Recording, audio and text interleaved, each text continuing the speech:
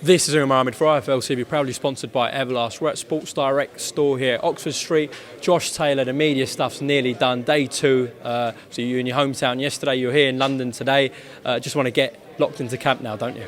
Yeah, it's obviously the talking that's, well, I won't say done, but it's just starting really, but it's done for the day. And, back straight to the gym when I finish here, into the gym and get to the work and get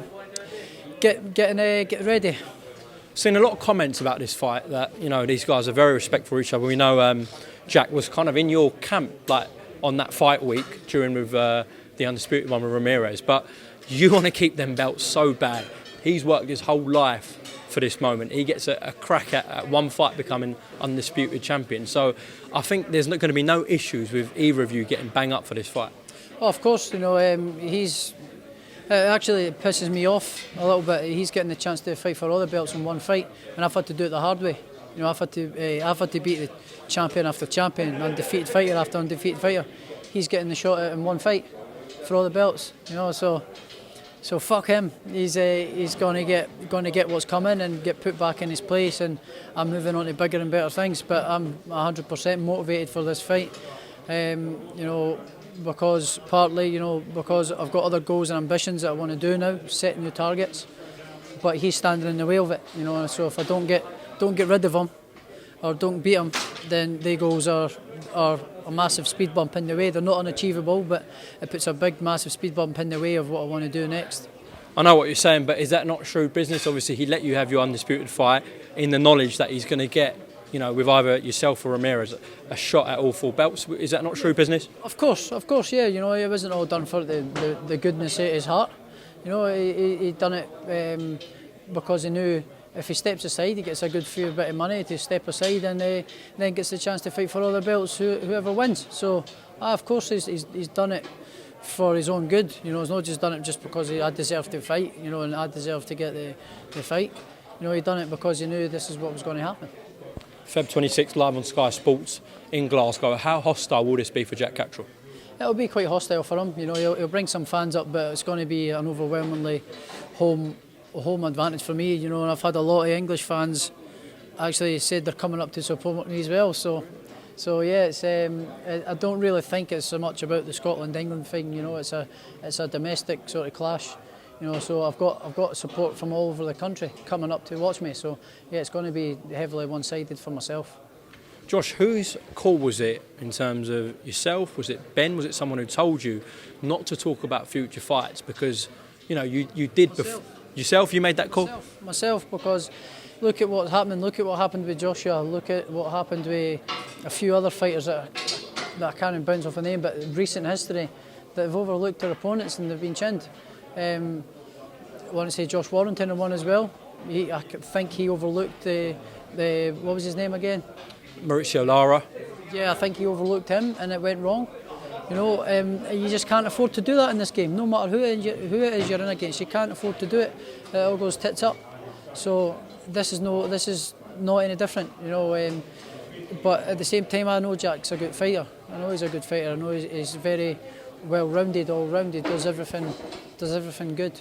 So I'm motivated for this fight because it's a big threat to what I want to do. You are right. We've had a few recently. When I think about Kid Galahad and Kiko Martinez, yeah. Lopez Cambosis Jr., Warrington, as you said, Joshua Usyk. I don't know if that's a massive upset, but the A-side lost. Ruiz. Yes. Ruiz, he thought it was going to be an easy fight, a little fat pudding from Mexico, no one had really heard of, and he thought it was going to be a walkover job, and he got turned over. It's just what happens when your mentality changes like that. It's happened so many times throughout the history of boxing. So I've learned for these fighters that I don't let that happen. Josh, when we were in New York, Teofimo and his dad, every interview to me, to other media members during that fight week, was screaming your name. I'm sure you saw a bit of that, and then he got turned over, obviously. Where did it go wrong for Teofimo Lopez? I don't know. I'm sick of talking about him. I'm glad he got his arse beat. It was about time he got brought back down to earth with a bang. And he got beat up. They're still calling my name. They're still calling my name after he got beat up from Cambosis. He got beaten up, badly beat up. I still think he's a little bit concussed, but No, it is what it is. You know, he's not getting that fight with me now. There's no chance. If he does get that fight, if it does happen, he's getting badly hurt. Where have you seen him call your name? I haven't seen this. His dad. His dad saying, "Oh, we're not hanging around. We're no son, but we're not hanging around for 135. We're going up to 140, and we're going to fight Josh Taylor." So his dad's still banging on the prick. Josh, I've heard you and Ben say there's levels to this when it comes with you and Jack Catterall. Do you think Jack's got more gears in him than we've seen before at British and European level? Do you not believe that? I think we've seen him all. I think we've seen it all from him. I think we've seen what he can do. He is very good, you know, but every fight he says, just to get the rounds in, just to do this, you know, just to get the rounds, to get a fight out. Oh, it wasn't my great, but every interview after his fight, it wasn't my best performance. He said that every fight. So I don't believe he's got much more in him, no. But having said that, he is very good at what he does. And when he does turn it on and when he does put it on, he's very good in spells of his fight. He's just not very consistent. And finally, before I let you go, it was a massive shame your big moment, undisputed fight, wasn't televised here in the UK.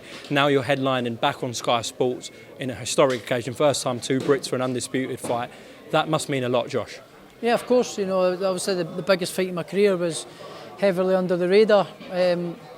Well, over here I thought it was, but in America it wasn't. You know, I went back to Vegas there, and I was extremely well known and very popular when I went back. You know, people asking for photos and autographs and signed gloves and pictures and interviews everywhere I went.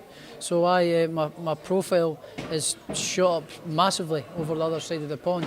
It's just a shame that at home it never got picked up the way it should have. You know, and it's a little bit frustrating. But you know, listen, everybody's on the right track now. I'm on the right platform now.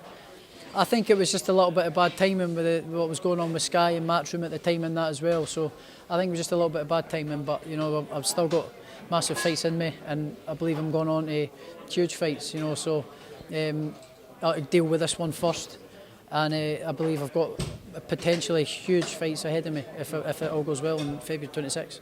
Well, there's going to be a lot of noise in the UK about this one. A massive homecoming for yourself, live on Sky, Feb 26. Josh, best of luck in camp, and we'll speak soon, all right, top man? Thanks for mate. Cheers.